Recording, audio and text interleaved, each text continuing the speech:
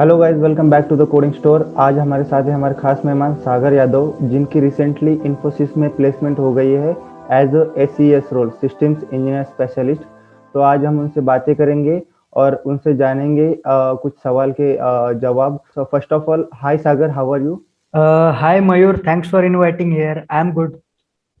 या तो वीडियो शुरू करने से पहले सागर, हमारी सब्सक्राइबर आपके बारे में जानना चाहेंगे, तो can you introduce yourself? हाँ जी बिल्कुल। सबसे पहले my name is Sagar Yadav. I am a final year student at JNEC and I placed in an Infosys as a system engineer specialist role. Yeah that's great Sagar. So ये video शुरू करने से पहले हम आपसे पूछेंगे कि जो आपने प्लेसमेंट हो गए उसका फेज, मतलब उसके लिए कैसे रजिस्टर करें, कौन सी एग्जाम देनी है, क्या आप उसके बारे में डिस्कस करेंगे? जी हाँ बिल्कुल। सबसे पहले अगर आप इन्फोसिस में प्लेस होना चाहते हो तो आपके पास तीन वेज है. पहला वे आपकी जो कॉलेज है वो उसमें इन्फोसिस आती हो. दूसरा वे है इन्फिटिव एक्यू एग्जाम, और तीसरा वे है जो कि है हैक विद इन्फी, जो कि मैंने दिया था. बेसिकली वो एक कोडिंग कंपटीशन है जिससे आप इन्फोसिस में प्लेसमेंट ले सकते हो. ओके, जैसे आपने बताया कि आपने hack with Infy through process की, तो आप हमें ये बताइए कि हैक विथ इन्फी के रजिस्ट्रेशन के लिए हमें क्या प्रोसेस करनी चाहिए? सबसे पहले इन्फिटिक्यू नाम का उनका पोर्टल है, तो उस पोर्टल पे जाइए आप. तो आप उस पोर्टल पे जाके सबसे पहले रजिस्टर कर दिए. जनरली ये फॉर्म दिसंबर में आते थे हमारे समय, अब वो शायद कोविड की वजह से मार्च अप्रैल में आते हैं. और after registration there is 3 rounds. पहले 3 राउंड होते थे, अभी उन्होंने रिड्यूस करके उसे 2 कर दिया है. ओके, अब सागर, वो एग्जाम के पीछे कितने राउंड्स होते हैं, हमें कैसे प्रिपेयर करना है, आप कुछ उसके बारे में बताएंगे? हाँ जी बिल्कुल. तो सबसे पहले जैसे कि मैंने बताया कि मेरे समय पर 3 राउंड्स होते थे, अभी उन्होंने रिड्यूस करके 2 कर दिए. तो तीनों के तीनों राउंड बेसिकली कोडिंग के बेस पे रहते हैं, और हर एक राउंड में 3-3 कोडिंग क्वेश्चंस पूछे जाते हैं. ठीक है. अभी उन्होंने उसको रिड्यूस करके 2 कर दिया है और सेम पैटर्न रखा है. एंड अगर आपकी रैंक टॉप 200 में आती है after round 2, so you will get a chance to give interview for power programmer role.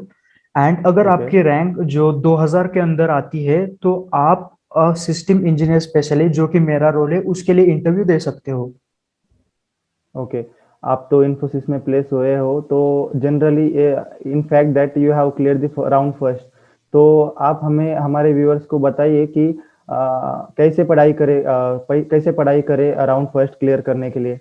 देखिए, अगर राउंड फर्स्ट के पहले पैटर्न के बारे में बात कर ली जाए तो राउंड फर्स्ट में 3 कोडिंग क्वेश्चंस आते हैं, जो कि मैं कहूंगा कि बेसिक टू इंटरमीडिएट लेवल पे होते हैं. तो अगर कोई भी बंदे को नॉलेज हो कि उसे डेटा स्ट्रक्चर्स के बेसिक्स नॉलेज हो, उसे एरेज पता हो, वेक्टर पता हो, स्ट्रिंग मैनिपुलेशंस के प्रोग्राम आते हो, या फिर कई ने कई कई उसने थोड़ा बहुत डेटा अल्गोरिदम्स को टच किया हो, तो या who that can easily crack that first round. या मतलब डेटा स्ट्रक्चर्स और algorithm is must for the first round. And yes.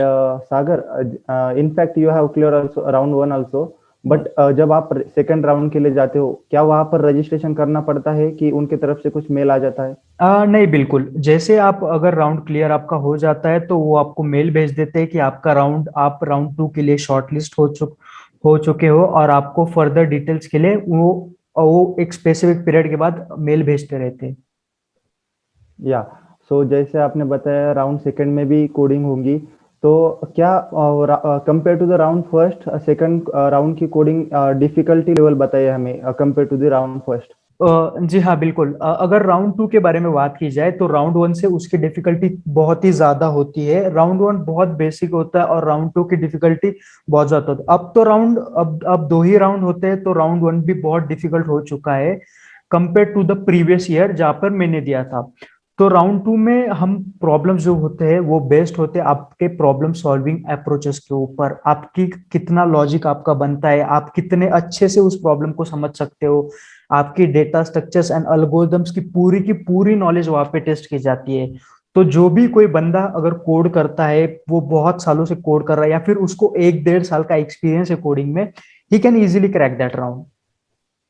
सो सागर, जैसे आपने बताया कि प्रॉब्लम सॉल्विंग स्किल्स होनी चाहिए स्टूडेंट में, तो आपने अपनी प्रॉब्लम सॉल्विंग स्किल कैसे डेवलप करी?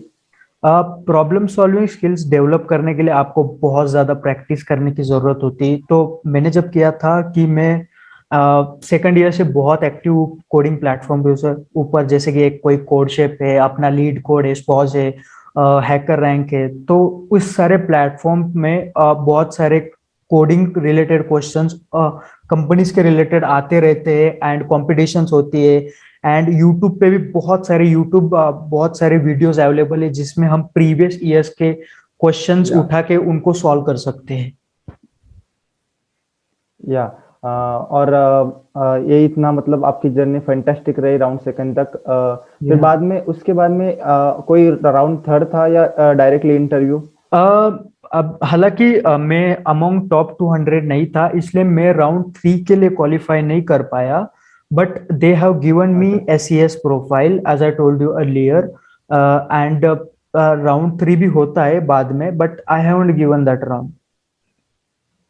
ओके, तो फिर आपको डायरेक्टली इंटरव्यू का मेल आया। जी और हाँ। हमने कहीं पर सुना कि वहाँ पे किसी स्टूडेंट को पैनल मिला और किसी स्टूडेंट को इंडिविजुअल इंटरव्यूअर मिला। हाँ। तो आपको इंडिविजुअल मिला या पैनल में आया था? मेरा इंटरव्यू जो था सिर्फ एक बंदे के साथ था, तो वो इंडिविजुअली हुआ।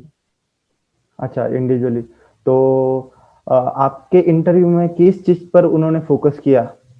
इंटरव्यू में वो बेसिकली फोकस करते हैं आपके रिज्यूमे के ऊपर। बहुत सारे क्वेश्चंस आपके रिज्यूमे के ऊपर पूछे जाते हैं, प्रोजेक्ट्स के ऊपर पूछे जाते हैं। किसी किसी कैंडिडेट्स को कोडिंग का प्रॉब्लम सॉल्व करने के लिए भी कहते हैं, जैसे कि मेरे को 2 प्रॉब्लम सॉल्व करने के लिए कहा था। फिर आपके ऊप्स के कंसेप्ट भी वहां पर टेस्ट किए जाते हैं। अगेन आपका DBMS वाला पार्ट जो कि आप कभी स्किप नहीं कर सकते, उसमें से भी आपको क्वेश्चंस पूछे जा सकते हैं। और OS में से एक दो questions, not in that much deep, but हाँ पूछते हैं। मतलब ओवरऑल पूरा टेक्निकल स्किल उन्होंने कवर कर लिया। हाँ, अपने या कोर फंडामेंटल्स वो कंप्लीट कवर करते हैं। सो सागर, हमें बताइए कि आपका जो पूरा इंटरव्यू कितना समय तक चला? इंटरव्यू का ड्यूरेशन जो मेरा था वो 2 बजे का था जनरली, बट वो चला 2 से 3 बजे तक, यानी कि 60 मिनट्स। लगभग 1 घंटा आपका इंटरव्यू चला। हाँ बिल्कुल। या फिर टेक्निकल के अलावा सागर उन्होंने कुछ सवाल किए टेक्निकल के अलावा? हाँ, टेक्निकल के अलावा उन्होंने HR के रिलेटेड मुझे क्वेश्चंस किए।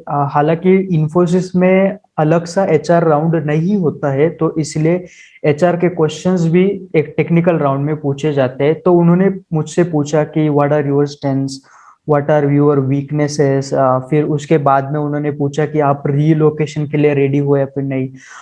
मुझे कोई ऐसी सिचुएशन बताओ जब आपने आपकी टीम को लीड किया हुआ हो, आपने किसी प्रॉब्लम को फेस किया हो, किसी प्रॉब्लम को टैकल किया हो, उसके बाद आप नाइट शिफ्ट्स के लिए रेडी हो या फिर नहीं।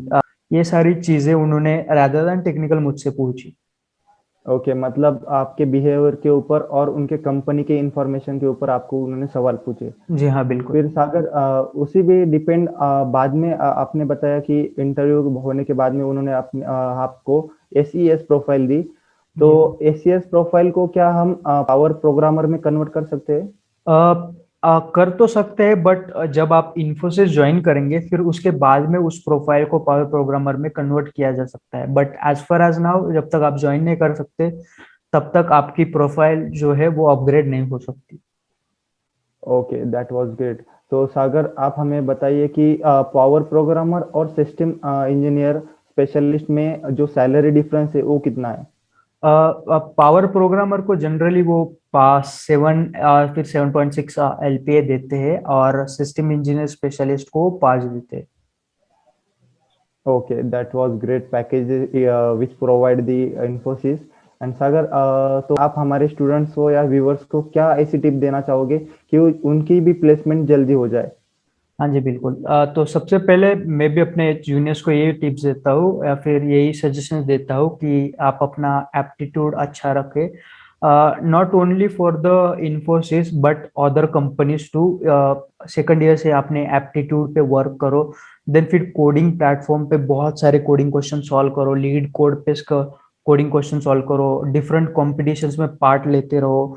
और डेवलपमेंट का पार्ट कभी भी मत छोड़ो, development is the most important thing in your curriculum. तो डेवलप 2 और 3 प्रोजेक्ट्स, मिनी प्रोजेक्ट्स एंड्रॉयड में बना लो या फिर वेबसाइट में बना लो या फिर कोई नई टेक्नोलॉजी यूज करके बना लो, दैट्स मोस्ट इम्पोर्टेंट। और फिर अपने जो कोर फंडामेंटल सब्जेक्ट्स है, जैसे कि ऑपरेटिंग सिस्टम हो गया, डीबीएमएस हो गया और उप्स हो गया, इसके कंसेप्ट करना बहुत इंपॉर्टेंट है।